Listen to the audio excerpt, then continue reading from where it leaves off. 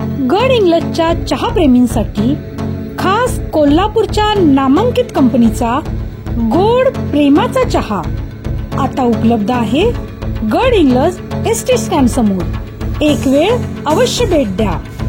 गोड प्रेमाचा चहा। गणपती विसर्जनाच्या नंतर रासायनिक कलरमुळे किंवा इतर कोणत्याही कारणामुळे प्रदूषण होऊन जर रोगराई पसरली तर त्याला जबाबदार कोण, असं समाजसेवी संस्थांचं मत आहे। तर त्याचबरोबर आपल्या धर्माचं रक्षण करण्यासाठी आपण वाहत्या पाण्यामध्येच गणपतीचं विसर्जन करावं, असं धार्मिक संस्थांचं मत आहे। त्याचबरोबर गडिंग्लज शिवसेनेचं सुद्धा मत आहे। गणपती विसर्जन वेळी जनता आपल्या धर्माचं पावित्र्य राखत वाहत्या पाण्यामध्ये विसर्जन करते की पर्यावरण राखण्यासाठी कुंडामध्ये आपल्या गणपतीचं विसर्जन करते, हेच आपल्याला पाहायचं आहे। हिंदू संस्कृतीप्रमाणे ज्यांना वाहत्या पाण्यात विसर्जन करायचं आहे त्यांनी वाहत्या पाण्यात विसर्जन करावं आणि ज्यांना कुंडात विसर्जन करायचं आहे त्यांनी अवश्य कुंडात करावं। आज इथं आम्ही बघितलं असता नदीमध्ये भरपूर मुबलक पाणी आहे आणि मूर्ती विसर्जन करायला काही हरकत नाही। कोणी पोलीस प्रशासन किंवा नगरपालिका तुम्हाला कुठल्याही प्रकारची अडवणूक करत नाही आहेत आणि आम्ही तुमच्या सोबत आहोत आणि 100% आपला धर्म जोपासा। एवढं शक्य होईल तेवढं वाहत्या पाण्यात आपल्या मूर्तीचं विसर्जन करा, एवढं मी शहरवासियांना आवाहन करतो आणि थांबतो।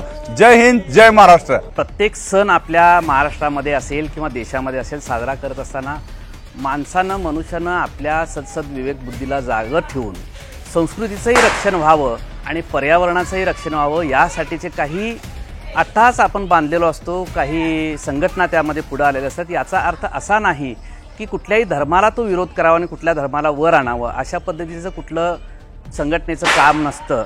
आपण पर्यावरणपूरक जर गणेश मूर्त्या जर स्थापित करत असू म्हणजे मातीपासून आणि पर्यावरणपूरक अशा कलरपासून जर करत असू तर त्याचं वाहत्या पाण्यात करायला काही हरकत नसावं।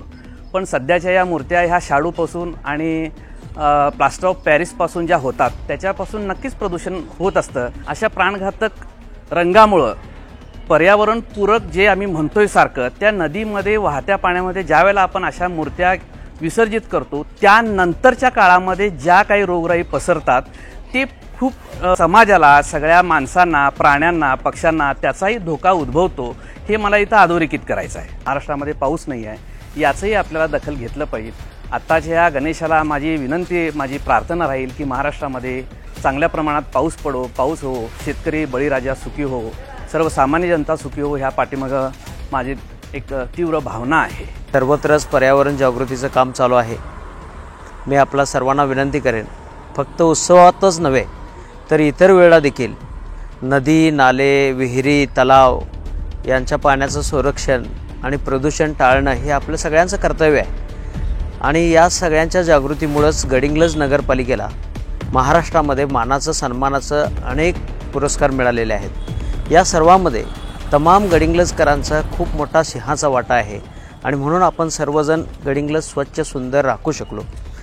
कुठल्याही सणाच्या वेळी असो अगर इतर वेळेला देखील असो पाण्याचं आणि इतर निसर्गाचं, वनस्पतींचं, पर्यावरणाचं प्रदूषण राखणं हे आपलं सर्वांचं आद्य कर्तव्य आहे। परमेश्वराचं अधिष्ठान, पावित्र्य हे सर्व राखून देखील आपण पर्यावरणाचं प्रदूषण रोखू शकतो आणि हे रोखण्यासाठी आपण सर्वजण प्रत्येक वर्षी मदत करत आलेला आहात, योगदान देत आलेला आहात। यावर्षी देखील त्याच पद्धतीनं पर्यावरणपूरक गणेश विसर्जन आपण करावं। विसर्जनानंतर होणाऱ्या ज्या रोगराई आहेत त्या माणसाला देखील होत असतात आणि मग नंतर आपणच आपल्याला विचारतो ह्याला जबाबदार कोण। असं न होता आपणच आपल्या होणाऱ्या वाईट परिणामांना जबाबदार होण्यापेक्षा आपणच वेळेत भान ठेवूया आणि भानावर राहून बेभान होऊया आणि आपले सण उत्सव साजरे करूया। पहिल्यांदा गणेश उत्सवाच्या सर्वांना हार्दिक हार्दिक शुभेच्छा। समाजामध्ये कायम दिवसेंदिवस पडणारा प्रश्न गणपती उत्सव आला की लगेच चालू होते की मूर्ती दान करा, परंतु मूर्ती दान करण्याचं का आव्हान विनाकारण करताय लोकांना? कारण आपली धार्मिक संस्कृती आहे, परंपरा आहे, त्या परंपरेनुसारच आपण सर्वांनी मूर्तीचं विसर्जन वाहत्या पाण्यातच केलं पाहिजे। हजारो आणि लाखो लिटर जे सांडपाणी येते कारखान्यांचं, इंडस्ट्रीचं, त्यावेळी नदी प्रदूषित होते का नाही हा आम्हाला प्रश्न पडतो।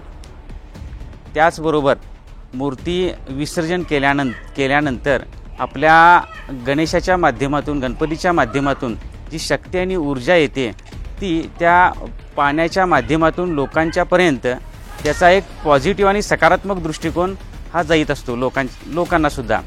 मग हा विनाकारण तुमचा हट्टास का असतो की मूर्ती दान करा. मूर्ती दान अजिबात लोकांनी करू नये. वाहत्या पाण्यामध्येच मूर्तीचं विसर्जन करावं हेच आम्हाला सांगायचं आहे. सर्व गणेश भक्तांना माझी हात जोडून कळकळीची विनंती आहे की आपण परंपरेनुसार आतापर्यंत सदसद विवेक बुद्धीचा वापर न करता आपण धार्मिक भावनेतून नेहमी वाहत्या पाण्यामध्ये गणेश मूर्तींचं आणि निर्माल्याचं विसर्जन करत आलो. या विसर्जनाला आमचा विरोध नाही, आपल्या भावना दुखवाव्या अशी आमची भावना नाही, परंतु यावर्षी पावसाचं प्रमाण अत्यंत कमी असल्यामुळं आपल्या भागातील काही धरणं, तलाव, पाझर तलाव भरलेले नाहीत. आता मी नदीवर उभा आहे, आपल्याला व्हिडिओमध्ये नदीचं पात्र दिसत असेल तर पाणी अगदी तळाबरोबर आहे. गणेश मूर्ती ज्या आहेत त्या अत्यंत सुंदरपणानं रंगवलेल्या असतात, परंतु त्याच्यावर जे रंग असतात या रंगामध्ये जे केमिकल असतं ते पाण्यामध्ये मिसळलं जातं आणि पाणी दूषित होतं. अगोदरच आपल्या काही कारखान्यांच्यामुळं, काही छोट्या मोठ्या उद्योगधंद्यांच्यामुळं नदीचं पाणी दूषित झालेलं आहे. पुन्हा आणि त्यामध्ये आपण सर्वांनी जर इतक्या मोठ्या संख्येनं गणेश मूर्तींचं विसर्जन केलं तर नदीचं पाणी दूषित होण्याचा प्रश्न आहे.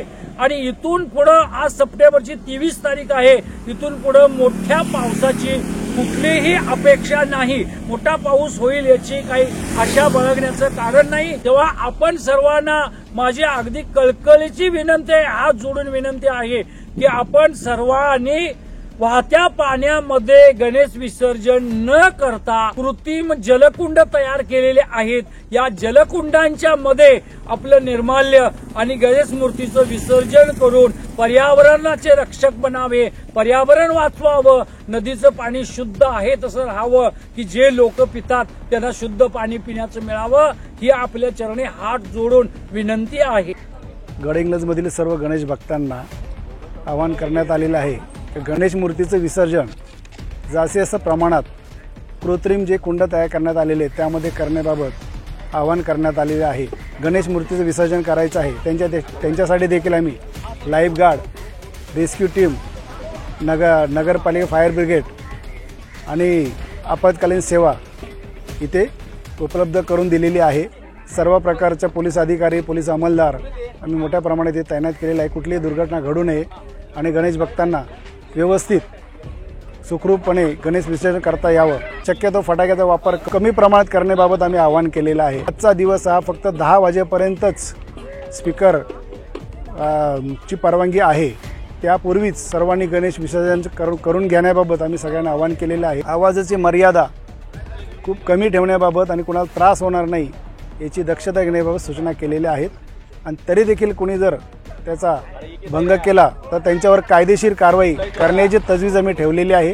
त्यासाठी आम्ही आमच्या टीम तयार ठेवलेली आहे. कोणी जर साऊंडचा आवाज, स्पीकरचा आवाज बऱ्यापेक्षा जर जास्त केला त्यांच्यावर योग्य ती कायदेशीर कारवाई करण्यात येणार आहे. जनगर्जना लाईव्हसाठी कॅमेरामन पार्थसह लता पालकर, गडिंग्लज. गणपती बाप्पा मोरया.